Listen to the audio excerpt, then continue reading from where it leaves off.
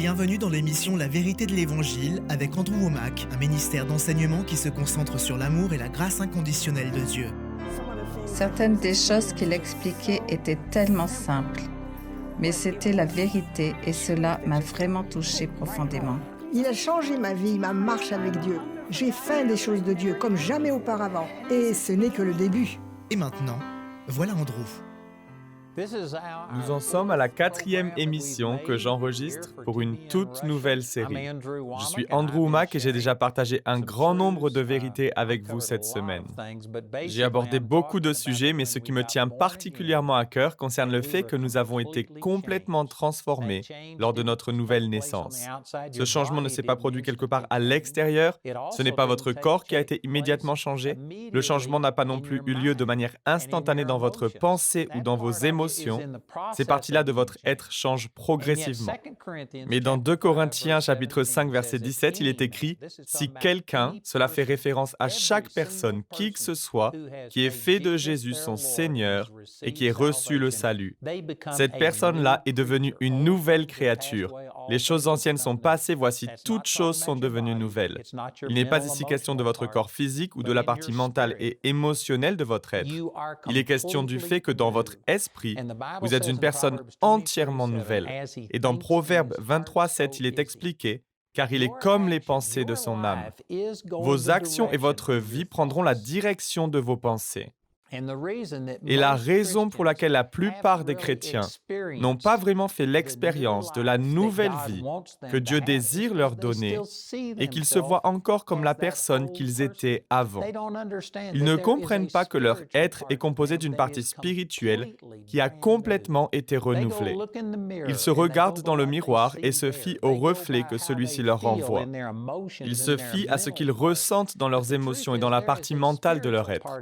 Mais la vérité est que vous avez une partie spirituelle que vous ne pouvez pas voir ou ressentir. La seule manière de réaliser ou de découvrir qui vous êtes réellement dans votre esprit est de vous baser sur ce que la Bible dit vous concernant. C'est le sujet de cet enseignement. Hier, j'ai utilisé Éphésiens chapitre 4, verset 24, où il est écrit « Et que vous soyez revêtus du nouvel homme, créé selon Dieu en justice et en vraie sainteté. » Vous avez été créés en justice. Cela ne concerne pas votre corps n'est pas juste, vos pensées et vos émotions ne sont pas justes non plus. Chacun de nous, à un moment ou à un autre, peut se tromper dans ses actions ou ses pensées. Mais dans votre esprit, vous êtes maintenant justifié et réellement saint. C'est ainsi que vous avez été créé. Et lorsque vous comprenez ces choses, une fois que vous commencez à voir que vous êtes une nouvelle personne, alors le verset que j'ai utilisé au début de cette émission dans Proverbe au chapitre 23, verset 7, prend tout son sens, car il est comme les pensées de son âme. Votre façon de penser et la manière dont vous vous voyez dictent votre comportement. Si vous vous voyez comme une nouvelle créature, alors vous ne ferez plus les mêmes choses qu'avant votre nouvelle naissance. Vous savez, il y avait un homme aux États-Unis qui s'appelait Kenneth Hagin. Il est très connu, vous avez peut-être entendu parler de lui en France. Bien entendu, avant sa nouvelle naissance, Kenneth Hagin ne vivait pas une vie sainte. Il expliquait que l'un de ses seuls talents naturels était sa capacité à forcer les serrures. Il disait qu'aucune ne pouvait lui résister. C'est pourquoi, lorsque ses amis voulaient commettre un vol avec effraction, ils demandaient à Kenneth de leur ouvrir les portes et cadenas afin de leur permettre d'entrer. Après sa nouvelle naissance, ses amis sont venus le voir et lui ont demandé de forcer une serrure. Il leur a dit « Je ne peux pas le faire ». Ses amis ont rétorqué « Comment ça, tu ne peux pas le faire? Tu arrives à forcer n'importe quelle serrure ». Ce à quoi Kenneth a répondu « Non, je suis une nouvelle créature ». Vous devez comprendre qu'il se voyait différemment. Il savait qu'il n'avait plus la même vie que celle qu'il menait avant son engagement pour le Seigneur, qu'il était une nouvelle personne. Il se voyait totalement différemment. Il ne pouvait même plus s'imaginer en train de forcer une serrure. Et il devrait en être ainsi pour chacun de nous. Il vous faut comprendre que vous n'êtes plus emprisonné par les choses qui vous liaient auparavant. Si vous aviez des problèmes de drogue ou d'alcool, si vous étiez grossier, si vous aviez des problèmes avec la convoitise ou quoi que ce soit d'autre, à la nouvelle naissance, vous avez reçu un esprit libéré de toutes ces choses. Votre esprit a été créé en justice et en vraie sainteté. Il n'y a aucun péché dans votre esprit né de nouveau. Donc si vous continuez à vous battre avec le péché, que le péché vous domine encore dans un domaine ou un autre, après votre nouvelle naissance, après que vous soyez devenu chrétien, c'est tout simplement parce que vous ne vous voyez pas en Jésus-Christ. Vous pensez toujours être un vieux pécheur sauvé par grâce. Mais la vérité est que j'étais un vieux pécheur, mais que j'ai été sauvé par grâce et maintenant je suis la justice de Dieu. Voici un autre verset qui le dit dans 1 Jean chapitre 4, verset 17.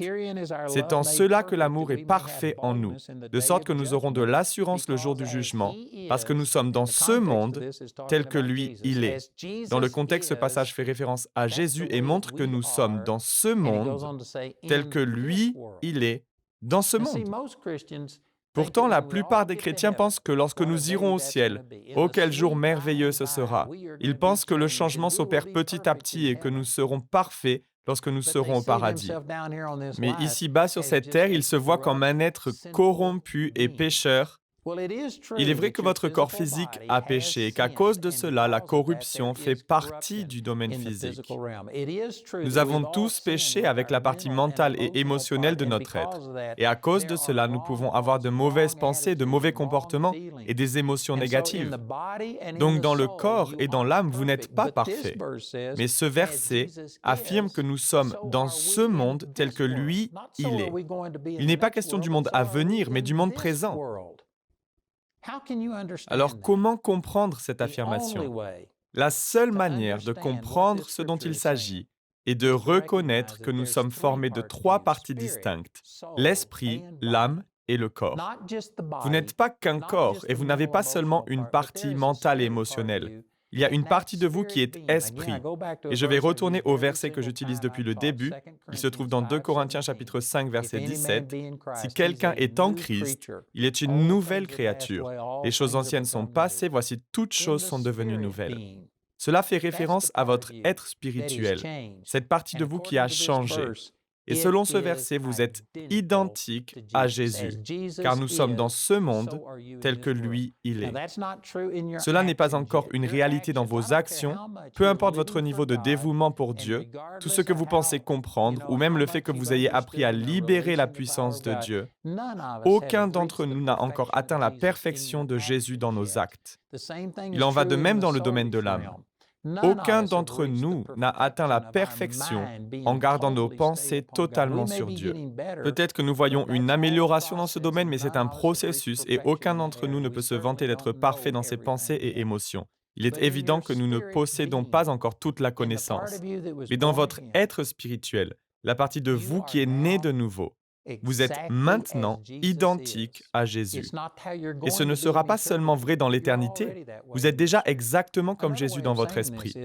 Une autre manière de le dire est que lorsque vous irez au paradis, vous n'aurez pas besoin de recevoir un nouvel esprit. Votre esprit ne va pas avoir besoin d'être purifié, nettoyé ou remis à neuf. Il n'aura pas à recevoir plus de puissance de la part du Saint-Esprit.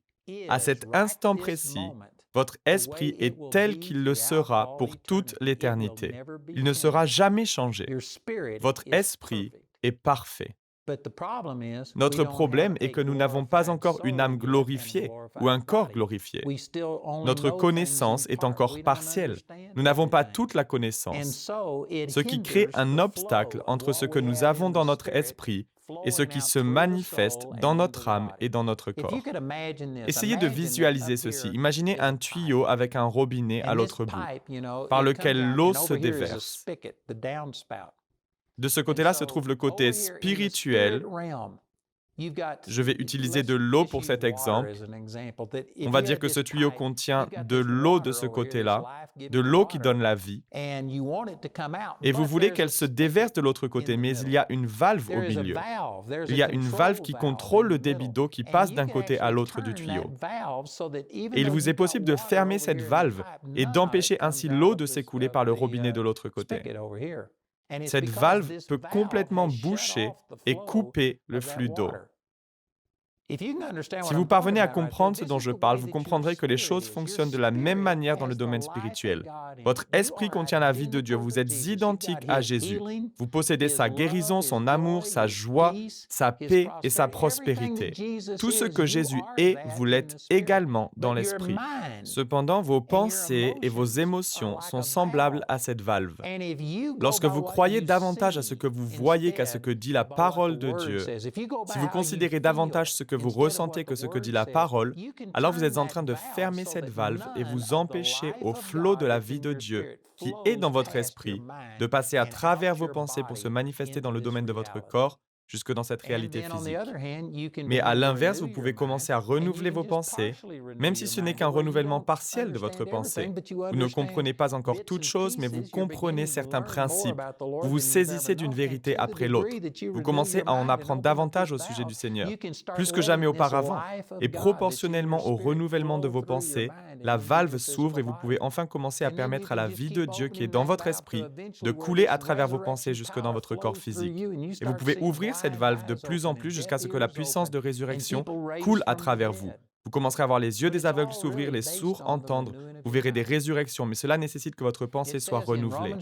Romains chapitre 12, versets 1 à 2 dit « Je vous encourage donc, frères et sœurs, par les compassions de Dieu, à offrir votre corps comme un sacrifice vivant, saint, agréable à Dieu. Ce sera de votre part un culte raisonnable. » Ensuite, au verset 2, il est écrit « Ne vous conformez pas au monde actuel, mais soyez transformés par le renouvellement de l'intelligence, afin de discerner quelle est la volonté de Dieu, ce qui est bon, agréable et parfait. » Ce mot « transformer » utilisé dans Romains 12, 2 est le mot grec « métamorpho », qui est à l'origine du mot « métamorphose », qui décrit le processus de la chenille lorsqu'elle tisse son cocon pour devenir un papillon. Imaginez le fait d'être comme une chenille, rampant à terre, cloué au sol, puis de passer par une transformation si merveilleuse qui fait d'elle un magnifique papillon capable de voler. Si vous désirez voir ce genre de changement et de transformation dans votre vie, la Bible nous révèle que cela est possible par le renouvellement de vos pensées. Je vais à nouveau utiliser l'exemple du tuyau avec la valve et le robinet pour parler de la nouvelle naissance. Lorsque vous naissez de nouveau, la vie de Dieu, cette eau vivifiante, est placée en vous, dans cet esprit qui est à l'intérieur de vous, qui possède tout ce dont vous pouvez avoir besoin, qui a le potentiel de satisfaire chacune de vos aspirations, chaque désir, chaque besoin que vous pourriez avoir tout au long de votre vie. Mais tout cela doit passer par cette valve, par votre pensée pour ensuite atteindre votre corps et vos actions et se manifester dans le domaine physique. Dans l'esprit, vous possédez déjà toutes choses. Il suffit de renouveler votre pensée. Il vous faut réaliser que vous êtes constitué de trois parties. Il y a l'esprit qui est complet et parfait. Dans 1 Jean chapitre 4, verset 17, il est écrit « Nous sommes dans ce monde tel que lui, il est. Votre esprit est parfait. Toute la provision est en lui. » Donc vous êtes constitué d'un esprit, d'une âme et d'un corps. Trois parties. Si vous parvenez à aligner votre âme, qui est la partie mentale et émotionnelle de votre être, avec votre esprit, alors vous êtes en majorité 2 contre 1. Et savez-vous ce qu'il va se passer? Votre corps n'aura plus qu'à recevoir la vie qui se trouve dans votre esprit. Lorsqu'il s'agit de la guérison, vous pouvez aligner vos pensées et vos émotions avec ce que Dieu dit au sujet de ce que vous possédez dans votre esprit. Et lorsque vous confessez ces choses et que vous proclamez que par ces meurtrissures, vous avez été guéri, lorsque vous croyez cela sans douter dans votre cœur, alors c'est à nouveau 2 contre 1 et votre corps physique n'a pas d'autre choix que de recevoir la guérison. Il n'a pas d'autre choix. C'est 2 contre 1 et la vie se manifestera automatiquement. Et si votre âme passe dans l'autre camp et est davantage contrôlée par ce que ressent votre corps, vous avez une douleur quelque part et vous comprenez ce que je suis en train de dire. Vous savez ce que dit la Bible dans 1 Pierre 2,24, que par ces meurtrissures, vous avez été guéri.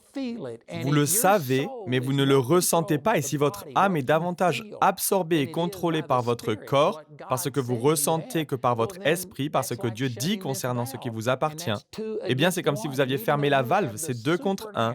Et malgré le fait que vous possédiez la puissance surnaturelle et la vie de Dieu dans votre esprit, bien que cette puissance se trouve à quelques centimètres du cancer qui est en train de détruire votre corps, elle ne pourra pas le toucher, elle ne se manifestera pas dans votre corps, elle n'aura aucun impact sur vous si votre pensée et vos émotions ne s'alignent pas avec la réalité de ce que vous possédez dans votre esprit. Ce que je viens de dire est vraiment puissant, mais la plupart des chrétiens ne le comprennent pas. La plupart des gens se demandent comment libérer ces choses. Eh bien, sachez que ce n'est pas par la prière. La prière peut avoir un rôle à jouer, je ne suis pas en train de dire que la prière est inefficace, mais c'est la vérité qui vous rend libre. Jean chapitre 8, verset 32 dit « Vous connaîtrez la vérité et la vérité vous rendra libre ». Ensuite, lorsque Jésus priait dans le jardin de Gethsémanée la nuit précédant sa crucifixion, dans Jean chapitre 17, verset 17, il a dit « Consacre-les par ta vérité, ta parole est la vérité ». Donc c'est la vérité qui vous rend libre et la parole de Dieu est la vérité. Il vous faut prendre la parole de Dieu et commencer à l'étudier. Dans un premier temps, vous devez recevoir une révélation de ce que vous avez déjà. Parce qu'on ne peut pas le comprendre en regardant dans un miroir. Vous ne pouvez pas non plus le comprendre en passant du temps à sonder vos pensées et vos émotions. C'est dans votre esprit que vous avez été changé. Et dans Jean chapitre 6, verset 63, Jésus explique que c'est l'esprit qui fait vivre. L'homme n'arrive à rien, les paroles que je vous dis sont esprit et vie. La parole de Dieu nous permet de voir dans le domaine spirituel. Vous savez, si vous étiez dans une pièce sans aucune fenêtre, il vous serait impossible de savoir ce qu'il se passe dehors. À moins que le vent et la pluie se déchaînent, alors il vous serait possible de les entendre. Mais si vous vouliez simplement savoir s'il y avait des nuages et que vous étiez dans une pièce sans aucune fenêtre, sans vitre, alors il vous serait impossible de le savoir, puisque vous ne pourriez pas voir l'extérieur. Mais s'il y avait une fenêtre, il vous serait possible de vous en approcher et de regarder par cette fenêtre. Ainsi, vous pourriez savoir s'il fait jour ou nuit, s'il y a des nuages ou si c'est une belle journée. Eh bien, la Bible est une fenêtre qui permet de voir dans le domaine spirituel. Vous ne pouvez pas regarder dans le miroir pour savoir si vous êtes guéri. Vous ne pouvez pas simplement vous fier à ce que dit le médecin. Le médecin ne peut que consulter votre corps physique. Il ne peut pas consulter votre esprit. Il n'y a aucun instrument pour cela. Le monde médical n'a pas la capacité de percevoir ce qui existe dans votre esprit.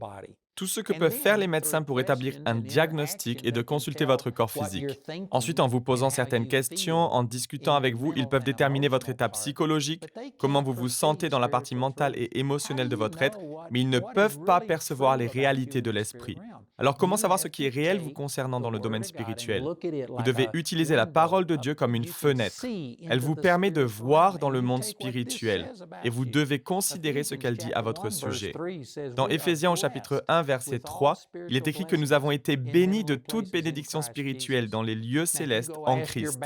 Maintenant, si vous allez consulter votre banquier en lui demandant « Suis-je béni ?», tout ce qu'il pourra faire est de consulter votre compte en banque et répondre « Non, vous n'êtes pas béni, vous avez des dettes, ça va très mal pour vous ». Il parlera uniquement de ce qu'il se passe dans le domaine naturel. Il vous serait aussi possible de sonder vos pensées et la partie mentale et émotionnelle de votre être pour faire le bilan, pour évaluer la manière dont les choses se sont passées au cours de votre vie et vous pourriez en conclure que vous êtes maudit et non béni. Mais la parole de Dieu dit que dans votre esprit, vous avez déjà été béni de toute bénédiction spirituelle. Allez-vous croire en ce que dit la parole ou bien en ce que vous dit votre corps ou le banquier? C'est votre choix. C'est à vous de choisir. Dans Deutéronome chapitre 30, verset 19, il est écrit « J'en prends aujourd'hui à témoin contre vous le ciel et la terre, j'ai mis devant toi la vie et la mort, la bénédiction et la malédiction. C'est à vous de choisir. » Mais il vous donne la bonne réponse. Il dit « Choisis la vie ». C'est vraiment merveilleux. Je ne suis pas en train de nier que les problèmes physiques existent. Par exemple, si j'ai une douleur dans mon corps, je ne vais pas proclamer « Non, je n'ai aucune douleur ». La foi ne consiste pas à nier la réalité du domaine physique, mais la foi va au-delà du domaine physique.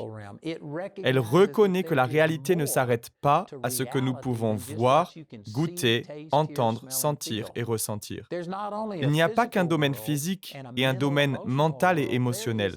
Il y a un monde spirituel. Je ne nie pas le fait que je puisse ressentir une douleur dans mon corps, dans le domaine physique. Par contre, je réfute l'idée selon laquelle ce serait la seule vérité. Je peux ressentir une douleur dans mon corps, mais dans mon esprit, je possède la même puissance que celle qui a ressuscité Jésus-Christ d'entre les morts. Et pour en revenir à l'illustration que j'ai utilisée tout à l'heure, si je contrains mes pensées à se focaliser davantage sur ce que je possède dans l'esprit, si je contrains mes émotions et mes pensées à se focaliser davantage sur ce qui est à moi dans l'esprit que sur ce que j'ai dans le domaine physique, alors on est à deux contre un, la puissance de Dieu pourra agir librement et la douleur me quittera. Et si je passe mon temps à me focaliser sur ce que je ressens, je sais ce que dit la Bible, mais je sens une douleur, je ne me sens pas guéri, et je décide de me fier à ce que je ressens. Eh bien, cela deviendra votre identité. Si c'est ainsi que vous pensez, alors vous allez fermer la valve et empêcher à la vie de l'esprit de couler à travers vous. Votre pensée a le pouvoir de fermer le robinet. Ce que je suis en train de partager avec vous est vraiment puissant. Vous ne pouvez pas libérer la vie de Dieu qui est à l'intérieur de votre esprit né de nouveau sans le renouvellement de votre pensée. Je reviens à nouveau au verset dans Romains chapitre 12, verset 2 qui dit « Soyez transformés par le renouvellement de l'intelligence », ce qui vous permet de passer de l'état de chenille clouée à terre à celui d'un magnifique papillon capable de voler. C'est le renouvellement de votre pensée. Au moment de la nouvelle naissance, Dieu vous a donné tout ce dont vous pouvez avoir besoin. Il ne vous manque absolument rien. Vous l'avez déjà. Vous possédez la même puissance que celle qui a ressuscité Jésus-Christ d'entre les morts. On lit dans Galates chapitre 5, verset 22, que le fruit de l'esprit, c'est l'amour, la joie, la paix, la patience, la bonté, la bienveillance, la foi, la douceur, la maîtrise de soi. Vous possédez toutes ces choses dans votre esprit. Vous ne ressentez pas toujours l'amour, mais vous ne devriez pas vous fier à vos émotions. Dans l'esprit, vous avez l'amour. Vous pensez peut-être que puisque vous ne le ressentez pas, il n'existe pas. Pourtant, c'est la réalité. En ce moment même, j'utilise un micro qui n'est pas connecté à quoi que ce soit. C'est un micro sans fil. Il transmet un signal et lorsque ce signal est reçu par un appareil, il est enregistré. Il y a aussi des signaux radio partout ici. Où que vous soyez, vous êtes entouré de signaux radio et de signaux de télévision. Vous pourriez dire qu'il n'y en a pas. Pourquoi? Parce que vous ne pouvez pas les voir. Parce que vous ne pouvez pas les entendre, parce que vous ne pouvez pas les ressentir. Ça ne veut pas dire qu'ils n'existent pas. Si vous pensez ainsi, ça montre simplement que vous n'êtes pas très intelligent. Ces signaux existent et pour le prouver, il suffit de prendre un poste de radio ou un poste de télévision, le brancher, l'allumer et le régler. Mais le moment où vous commencez à entendre un son et à voir des images n'est pas le moment où la station de radio ou de télévision a commencé à émettre. C'est vous qui avez commencé à recevoir. Ces signaux existaient avant que vous ne puissiez les percevoir. Avant de pouvoir en profiter, ils étaient déjà là. C'est la même chose avec Dieu. Dieu a déjà placé à l'intérieur de vous la guérison, l'amour, la joie, la paix, toutes ces choses. Elles existent, mais dans un domaine que vous ne pouvez pas ressentir ou même voir. C'est la foi qui vous permet de vous saisir de ce qui existe dans le domaine invisible et de vous emparer de ce qui est réel dans le domaine spirituel. Dans le domaine de l'esprit, vous possédez l'amour, la joie et la paix. Vous possédez ces choses. Que vous le sentiez ou non, elles sont en vous. Et la foi tend la main et s'en saisit afin de les transférer du domaine spirituel au domaine physique. Vous savez, il y a eu un moment dans ma vie où j'étais tellement découragé que j'ai voulu tout abandonner. J'attendais juste que ma femme Jamie et mes 2 garçons s'endorment pour descendre à la cave et pouvoir pleurer sur mon sort et me plaindre. Je me fiais uniquement à ce que je ressentais et j'étais dans cet état parce que les gens me critiquaient, les choses allaient mal.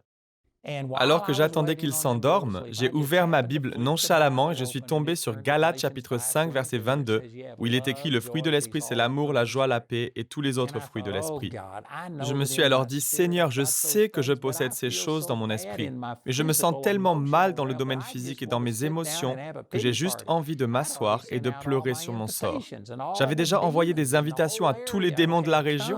Ils étaient tous venus me rejoindre pour se lamenter avec moi.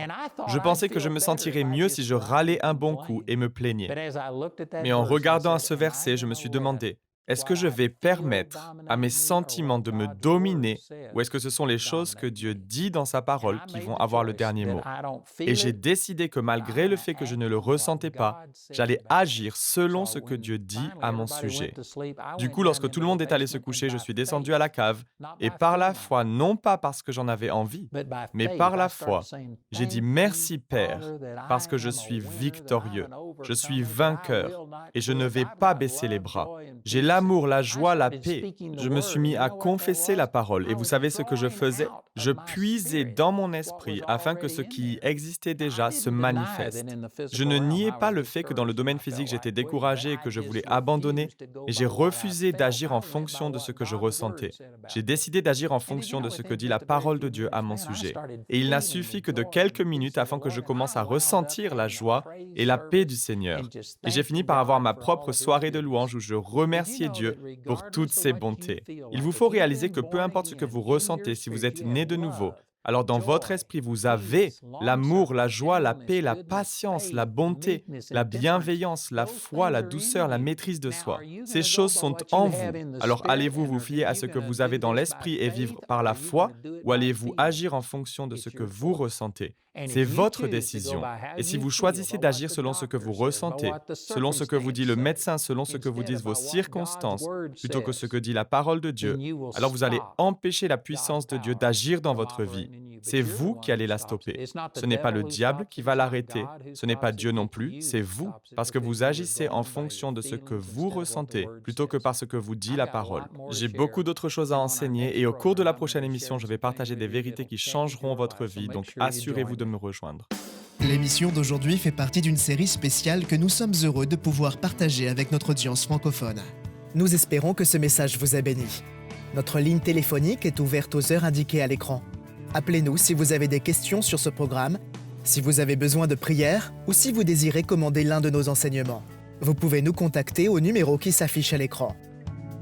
Ce programme a été rendu possible grâce au soutien financier de nos partenaires. Si vous souhaitez devenir partenaire, vous pouvez le faire en appelant ces mêmes numéros. Nous vous proposons un livre sur le même sujet que l'émission d'aujourd'hui, intitulé « La grâce, la puissance de l'Évangile » que vous pouvez vous procurer pour 12 €. Les 30 émissions de cette série sont disponibles en DVD pour 22 €. Vous pouvez également vous les procurer en CD pour la somme de 15 €. Si vous commandez les deux formats, CD et DVD de manière simultanée, le prix de l'ensemble est de seulement 30 €. Vous pouvez aussi opter pour les fichiers audio MP3 et vidéo MP4 sur clé USB, toujours pour 30 €. Le guide d'études est pour l'instant seulement disponible en anglais.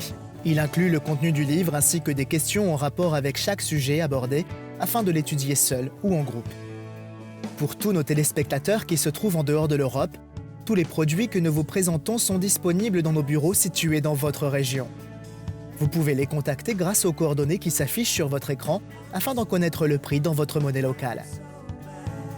Andrew a à cœur que chacun puisse écouter ou regarder ce programme à sa convenance et puisse le partager avec d'autres. Si vous ne pouvez pas vous permettre d'acheter les CD ou DVD, nous vous enverrons un lien afin de télécharger gratuitement l'enseignement de cette semaine en version audio MP3. Notez que vous ne pouvez profiter de cette offre qu'en appelant notre ligne téléphonique. Vous pouvez nous appeler dès maintenant au numéro qui s'affiche à l'écran. Nous nous ferons un plaisir de répondre à vos questions, de prier avec vous ou de vous aider à commander l'un de nos enseignements. Notre ligne est ouverte durant les heures inscrites à l'écran. Nos opérateurs téléphoniques répondront en français ou en anglais selon les informations qui se trouvent sur cette annonce. Toutes les ressources d'Andrew en français se trouvent dans les boutiques en ligne des sites internet de nos bureaux affichés à l'écran. Vous pouvez également nous joindre par email en français et en anglais aux adresses qui s'affichent sur votre écran. Nous avons hâte d'avoir de vos nouvelles. La prochaine fois dans la vérité de l'Évangile. Je pourrais littéralement passer des centaines d'heures à approfondir tout ce que je viens de partager avec vous. Permettez-moi de vous donner un exemple. Lorsqu'une personne reçoit le baptême du Saint-Esprit et qu'elle parle en langue, la Bible nous dit dans 1 Corinthiens chapitre 14, verset 14, que si je prie en langue, mon esprit est en prière, mais mon intelligence est stérile. Rejoignez-nous pour plus d'émissions La vérité de l'Évangile.